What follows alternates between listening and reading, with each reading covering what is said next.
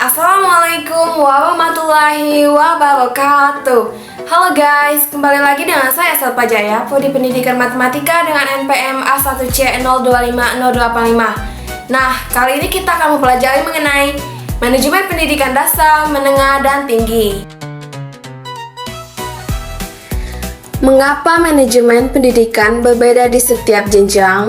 Bayangkan pendidikan seperti rumah 3 lantai. Lantai 1 pendidikan dasar, fondasi yang kokoh, misalnya literasi, numerasi, dan karakter dasar.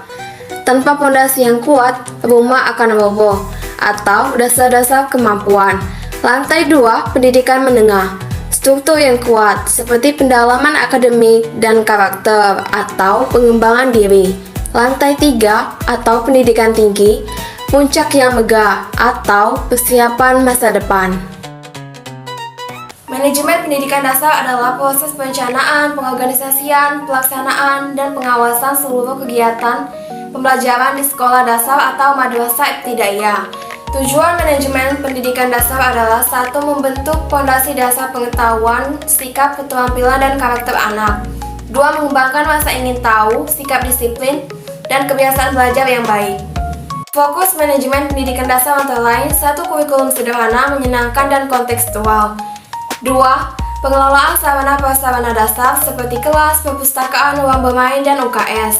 3. Guru berperan sebagai pendidik sekaligus pembimbing moral. 4. Penilaian menekankan pada perkembangan bukan kompetensi. 5. Lingkungan belajar ramah anak dan aman.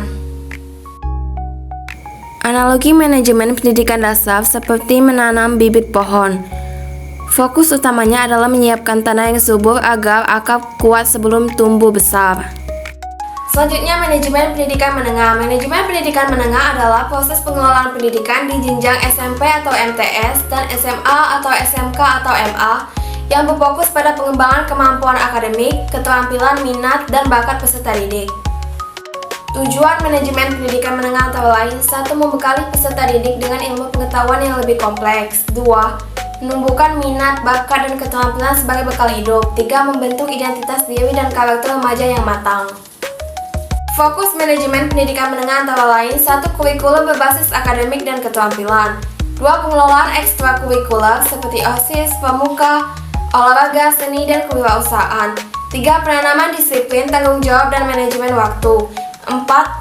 Bimbingan karir dan konseling remaja. 5. Persiapan menuju pendidikan tinggi atau dunia kerja. Kita bisa menganalogikan manajemen pendidikan menengah seperti merawat pohon muda agar tumbuh kokoh, tidak mudah roboh, dan mulai menghasilkan buah. Manajemen pendidikan tinggi adalah proses pengelolaan di lingkungan perguruan tinggi seperti universitas, institut, sekolah tinggi, politeknik, dan akademi. Tujuan manajemen pendidikan tinggi antara lain 1. Mencetak tenaga profesional, ilmuwan, peneliti, dan pemimpin bangsa. 2. Menghasilkan inovasi dan solusi nyata bagi masyarakat.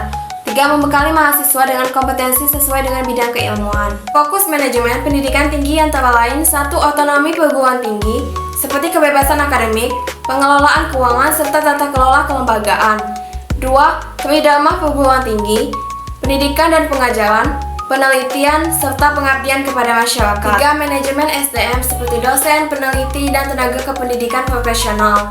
4. Kerjasama dan networking dengan industri, pemerintah, dan lembaga internasional.